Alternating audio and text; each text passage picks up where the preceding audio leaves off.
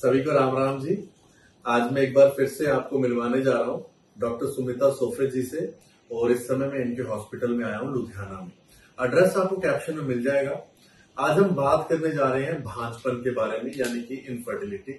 Ma'am, आपका बहुत बहुत स्वागत है। मैम, ये इनफर्टिलिटी जो होती है, इसके मेन कारण क्या है?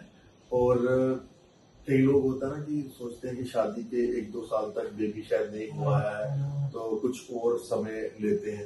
क्या वो समय लेना सही है या डॉक्टर को चेकअप कराना बहुत जरूरी है? देखिए, एक जो मैरिड कपल है, अगर वो 1 साल से ज्यादा ट्राई कर रहा है और उसको बेबी नहीं हो रहा, तो उसको डेफिनेटली मेडिकल ओपिनियन जरूर लेना चाहिए। प्रेफरेबली एक इनफर्टिलिटी के डॉक्टर के पास जरूर जाना चाहिए। पर अगर किसी की मैरिज लेट एज में हुई है, जैसे 30s में हुई है और सेकेंड मैरिज है, तो उसको ज्यादा टाइम नहीं वेस्ट करना चाहिए। उसको इमीडिएटली आफ्टर 3-4 मंथ्स ओपिनियन लेना बहुत जरूरी है, क्योंकि जितनी एज कम होगी उतना अच्छा चांस होगा प्रेगनेंसी होने का, चाहे वो नेचुरल ट्राई करे, चाहे वो किसी और मेथड से ट्राई करे। सो एज बहुत इंपॉर्टेंट रोल प्ले करती है। तो एक कपल को टाइम से अपना बांझपन का ट्रीटमेंट ले लेना चाहिए। और रही कारणों की बात, कारण मेल में भी हो सकते हैं, फीमेल में भी हो सकते हैं। कुछ परसेंटेज ऐसी है जिसमें दोनों हस्बैंड वाइफ के भी प्रॉब्लम आ सकती है। सो मेल्स का मैंने देखा एक सीमन टेस्ट करना पेशेंट के पास, जब मेरे पास पेशेंट आते हैं उसके पास कम से कम 10, 15, 20 सीमन की रिपोर्ट्स होती है।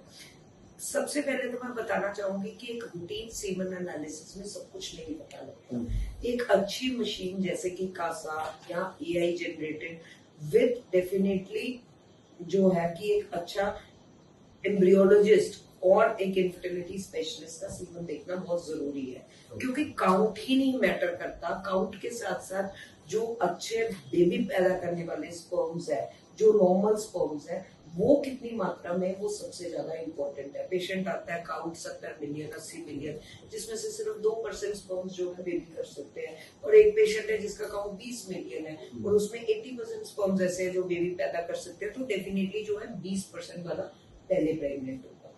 सो मेल्स में डिटेल्ड सीमन एनालिसिस कराना बहुत जरूरी है, जो कि पेशेंट हमेशा उस चीज में मिस कर देता है। एक अच्छा इनफर्टिलिटी स्पेशलिस्ट, एक भ्रूण वैज्ञानिक अगर सीमन की स्लाइड देखे तो बहुत फर्क पड़ता है। दूसरा, लेडीज में जो है कई प्रॉब्लम्स है ओवरीज की, मतलब हार्मोन रिलेटेड, जिसमें हम PCOD कहते हैं। थायराइड की आजकल बहुत समस्या आ रही है। मेरा ख्याल, मेरे पास जितने पेशेंट आते हैं अराउंड 50 to 80% ऑफ देम और थायराइड मेडिसिन, कि उनको कुछ ना कुछ थायराइड और बांझपन का भी एक बहुत मिथ है कि हमारा थायराइड बहुत है तो हम बेबी नहीं। डेफिनेटली फर्टिलिटी में तो वो करेगा ही करेगा, पर उससे एबॉर्शंस के चांस बहुत ज्यादा हो जाएंगे। सो थायराइड कंट्रोल करना, PCOD, एंडोमेट्रियोसिस, ट्यूबें बंद होना, क्रॉनिक इन्फेक्शन। जैसे पेशेंट हमेशा कंप्लेंट करता रहता है कि जी मेरे तो नरों में बहुत दर्द हो रहा है। वो ये नहीं रियलाइज करता कि उसकी ट्यूब्स इफेक्ट हो जाएगी इससे। फिर अंडेदानी में रसौली होना, बच्चेदानी में रसौली होना, ये सारी चीजों का इन्वेस्टिगेट कराना बहुत जरूरी है। क्योंकि पेशेंट मैंने देखा बहुत बार आता है और कहता है हमने सीधा IVF कराना है, पर वो ये नहीं रियलाइज करता कि बच्चा तो बच्चेदानी में ही रखा जाएगा ना।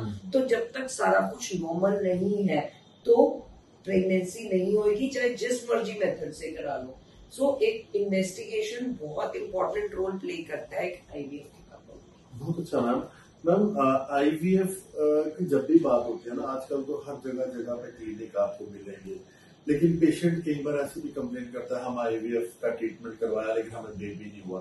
तो IVF कितना इम्पोर्टेंट है, और किस तरह से आप किसी क्लिनिक को जब या हॉस्पिटल को चूज करते हैं तो किन चीजों का ध्यान रखें कि जब वो वहां जाते हैं तो उनको सक्सेस रेट जो है IVF की मिले?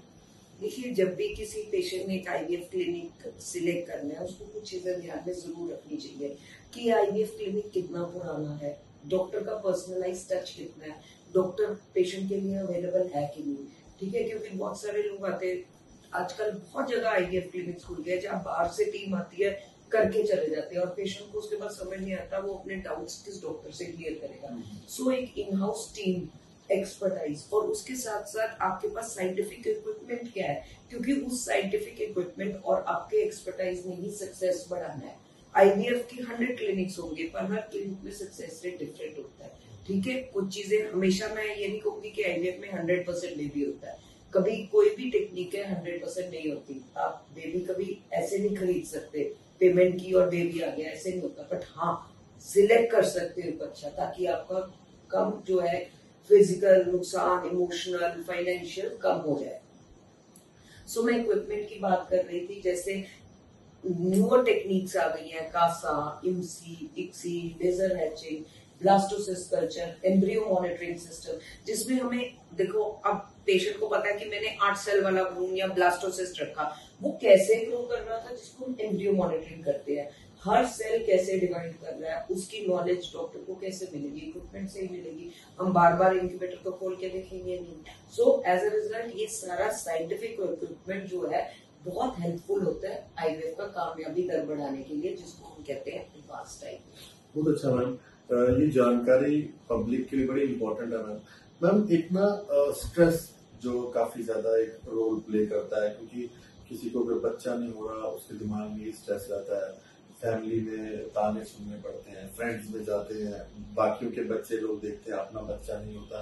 तो ये स्ट्रेस कितना एक मेजर रोल प्ले करता है इस इनफर्टिलिटी में, और अगर कोई स्ट्रेस में होगा तो क्या उसके लिए आईवीएफ जो है सक्सेसफुल रहता है? देखिए, मैं हमेशा कहती हूँ स्ट्रेस बहुत इंपॉर्टेंट रोल प्ले करता है आपकी फिजिकल वेलबींग के साथ साथ इनफर्टिलिटी के सक्सेस, आईवीएफ के सक्सेस रेट पे। जब एक लेडी को हमेशा क्रॉनिक स्ट्रेस रहेगा तो उसके बॉडी के हॉर्मोन्स बहुत नेगेटिव हो जाएंगे, जैसे कॉर्टिसोल लेवल इंक्रीज हो जाएगा, सारे हार्मोनल डिस्टर्बेंस हो जाएगी, तो उसके कारण जो है बेबी की इम्प्लांटेशन नहीं होगी। तो मैं हमेशा कपल को एडवाइस करती हूँ कि बहुत इंपॉर्टेंट है आप खुश रहो, नेगेटिविटी से दूर रहो, मतलब कुछ ना कुछ मेडिटेशन जरूर करनी चाहिए, गॉड पे विश्वास रखना चाहिए। मैम कई बार हमने ये भी देखा है कि कुछ कपल्स ये भी कहते हैं कि हमारा सब कुछ नॉर्मल है, फिर भी उनका बेबी नहीं हो पा रहा, इसमें क्या कारण रह पाते हैं? देखिए, बहुत सारे ऐसे पेशेंट्स आते हैं जिनके पास कितने उन्होंने टेस्ट कराए होते हैं, मतलब एक टेस्ट को 4-4, 6-6 बार कराया होता है, फिर भी पेशेंट कहता है मेरे टेस्ट सारे नॉर्मल है पर मेरे बेबी नहीं हो रहा। तो इसमें क्या है कि पहले सबसे पहले देखा जाएगा कि टेस्ट पूरे हुए हैं कि नहीं। अगर टेस्ट, क्योंकि बहुत सारे इम्यूनोलॉजिकल फैक्टर्स होते हैं, जैसे कि बॉडी में नेचुरल किलर सेल्स होते हैं कि हस्बैंड का स्पर्म अंदर आया इंटरकोर्स पे और बॉडी ने रिजेक्ट कर दिया उसको फॉरेन बॉडी सोच के, तो उसमें वो प्रेग्नेंट नहीं होगा। अब आपने देखा है मैरिज के बाद कई लेडीज जो है 1 महीने बाद ही प्रेग्नेंट हो जाती है, वो कहते हैं हम तो इतने फर्टाइल है। एक कपल को 8-9 महीने लग जाते हैं। तो हर लेडी में, बंदे में, मतलब पेशेंट में एक नेचुरल किलर सेल्स होते हैं, किसी में किसी की मात्रा ज्यादा होती है, किसी में कम होती है। कुछ इम्यूनोलॉजिकल फैक्टर्स होते हैं जो कि प्रेगनेंसी नहीं होने देते। सो ये चीज भी टेस्ट करनी बहुत इंपॉर्टेंट है, और ऐसे केसेस में एडवांस्ड आईवीएफ बहुत हेल्पफुल होता है पेशेंट। Okay ma'am. मैम लो एएमएच का भी कुछ लोग ये कहते हैं, तो इसके बारे में भी थोड़ा सा देखिए, सबसे पहले एक एएमएच मैं टेस्ट बताना चाहूंगी, जो कि आई थिंक आज की डेट में हर पेशेंट ने कराया होता है। मेरे पास मैंने नहीं देखा 2 सालों में कोई ऐसा पेशेंट आया हो जिसने एएमएच का टेस्ट नहीं कराया, और पेशेंट्स का बहुत लो हो जाता है एएमएच 1.2, 0.5, बहुत कॉमन है ये रिपोर्ट्स। तो इसमें मैं सबसे पहले बताना चाहूंगी कि एक ही ऐसा हार्मोन है जो आपको वार्न कर रहा है, एक लेडी को वार्न कर रहा है कि आपके ओवेरियन रिजर्व यानी अंडा बनने की कैपेसिटी खत्म हो रही है, तो आप जल्दी से जल्दी बेबी ले लीजिए। लो एएमएच का ये मतलब नहीं है कि उनका अपना एग बन सकता है, पर बॉडी वार्न कर रही है। और पहले तो मैं आपको बताऊंगी कुदरती हम कैसे इसको इंक्रीज कर सकते हैं। बहुत ज्यादा नहीं बढ़ता, क्योंकि एक बार कम हो जाए ओवरीज रिजुविनेट नहीं होती। बहुत तरीके आ गए आजकल, पीआरपी आ गया है, ओवरीज का, यूट्रस का, पर सारा ये रिसर्च काम में चल रहा है। तो आप हेल्दी डाइट खाइए, लाइकोपीन खाइए, मीन्स टोमेटोज वगैरह खाइए, नट्स खाइए, ठीक है। और अगर कम हो गया तो आपको इमीडिएटली बेबी ले लेना चाहिए। और ऐसा नहीं है किसी का एएमएच 0.5 है, 1.0 है तो उसको एक डोनेशन की जरूरत है, बट हाँ उसकी बॉडी उसको वार्न कर रही है। और हम खाली एक एएमएच टेस्ट से नहीं डिसाइड कर सकते कि ये लेडी एग डोनेशन देगी है कि इसका सेल्फ होगा। उसके सारे बॉडी के हार्मोन्स चेक किए जाएंगे, एंड्रल फॉलिकल काउंट देखा जाएगा पीरियड्स के दिन, और उसको फिर हम करेंगे। उसको ट्रीटमेंट करा लेना चाहिए। इसका कहने का मतलब है कि she is heading towards menopause, तो वो जल्दी से जल्दी करा ले। और इंडिया में इतना स्ट्रेस, पोल्यूशन, एडल्ट्रेटेड फूड है, तो और हमारे भी सबकी हैबिट्स बहुत चेंज हो गई हैं। हम लोग इतना डिपेंडेंट हो गए हैं, हमारी मूवमेंट कम है बॉडी की, एक्सरसाइज नहीं करते, ऊपर से फास्ट फूड खाते हैं, तो ये सारी चीजें जो है AMH लेवल को इफेक्ट करती है। बहुत सारे कपल्स होते हैं जो 30s में होते हैं, AMH 1.2 1.07 ऐसे करके आते हैं, बट हाँ उनको इमीडिएटली बेबी ले लेना चाहिए, प्रेफरेबली एडवांस्ड IVF से। ये बहुत ज्यादा जरूरी बात है। हम एक और सवाल है, जो लोग जैसे कि जिम वगैरह जाते हैं और वो स्टेरॉइड्स या कुछ इस तरह के सप्लीमेंट्स लेते हैं, या फिर जो लोग ड्रग्स में इन्वॉल्व होते हैं, क्या उनको दिक्कत आती है आने वाले समय में, मतलब बेबी कंसीव करने में? बिल्कुल उनको बहुत प्रॉब्लम। देखो आज की डेट में सबको है कि हम बॉडी बनाएं, मतलब हमें थिन होना चाहिए, प्रेजेंटेबल होना चाहिए, इतना कॉस्मेटिक्स का आ गया है।